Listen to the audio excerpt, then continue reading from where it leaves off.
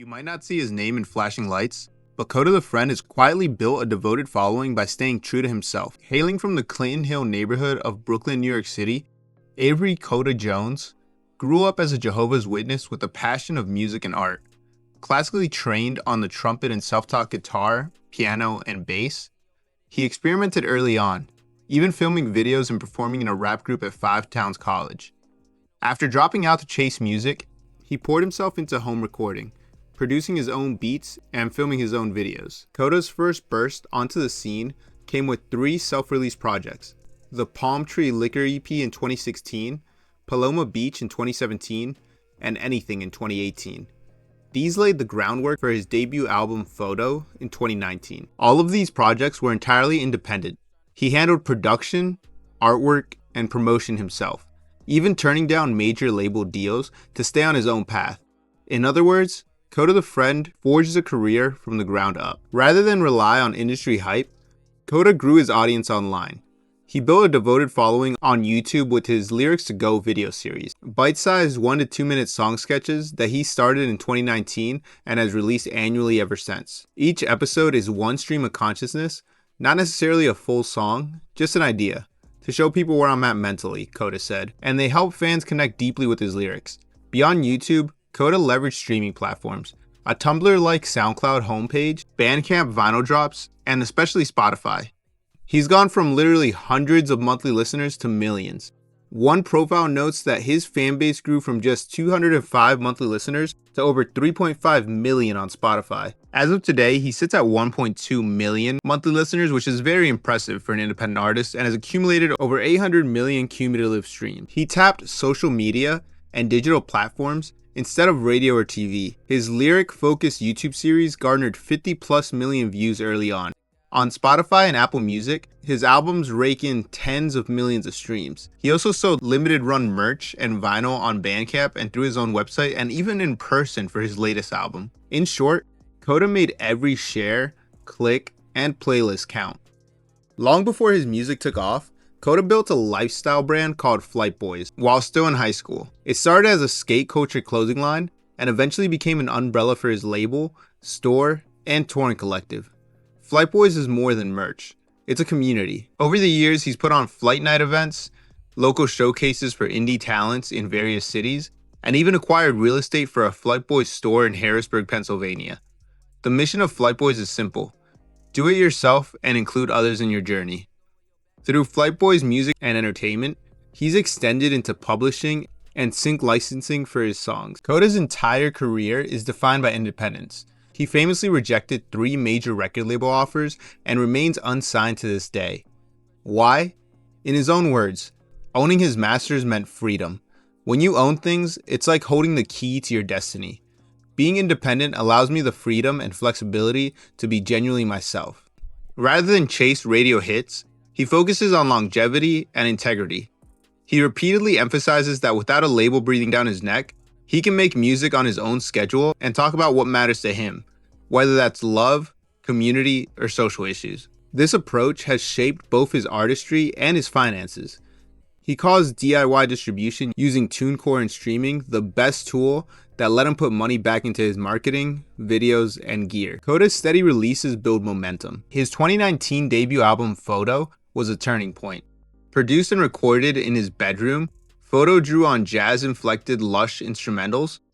It was hailed by critics. Rolling Stone even ranked Foto among the 17 best hip-hop albums of 2019, and established him as a lyricist to watch. That album led to his first headlining tour, the Foto Tour, and widespread press coverage. In 2020, he followed up with his sophomore album Everything, which featured guests like Joey Badass, Boz, and Kyle. The album included spoken word interludes from Hollywood stars like Lupita Nyong'o and Lakeith Stanfield. Everything debuted on the US Billboard 200 at number 162, a first for the indie rapper, and drew praise from Complex, Hypebeast, Interview Magazine, and others. It also topped the iTunes hip-hop charts upon release. He's kept up the pace with a steady stream of projects, Lyrics to Go 2 through 5 each in January, the collaborative album To Kill a Sunrise with legendary producer Statik Selektah, and its sequel To See a Sunset, and further solo albums like Memo, Proti, and Once in a Blue Moon, and No Rap on Sunday. Each release reinforces his signature sound, reflective, positive, and richly instrumental. Kota's music isn't about bragging or showing off what you have, it's about people. He raps candidly about personal growth, family, and healing. Critics note that all types of love appear on Foto.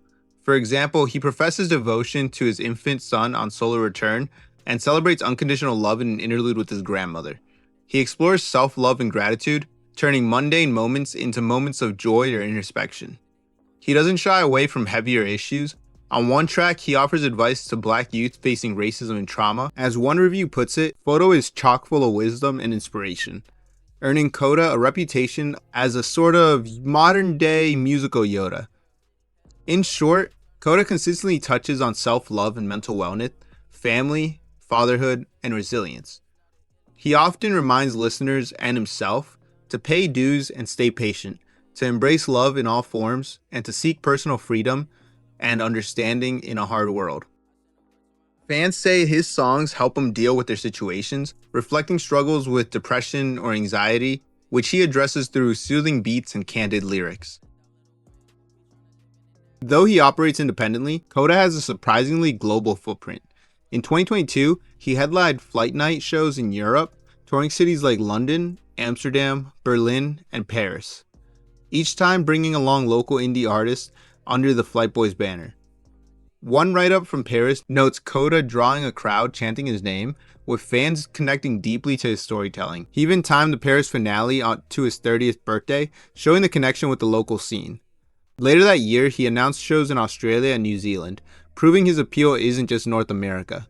In between album cycles, he continues to tour college towns and festivals, and he cultivates communities like the FLTBYS crew in Harrisburg, Pennsylvania, where he opened a cafe gallery for music and art. In short, Kota turned himself into a traveling indie ambassador, from Brooklyn to Europe and beyond, all on his own accord. What really sets Kota apart from mainstream rappers is his business approach. He literally owns everything he makes.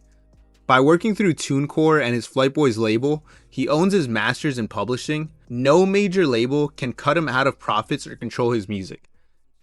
In DJ Booth, he explained that his first $8,000 payment from his label went straight back into videos, gear, and marketing, the very investments that grew his profile online. He also licensed his music directly. For example, Netflix and Amazon place his songs in film and TV.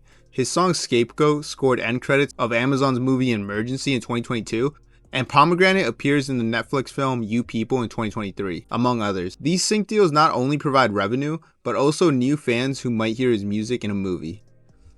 Meanwhile, Kota builds fan engagement in authentic ways. He often releases music videos he shot himself, blogs directly with fans on social media, and even invites up-and-coming local artists on tour.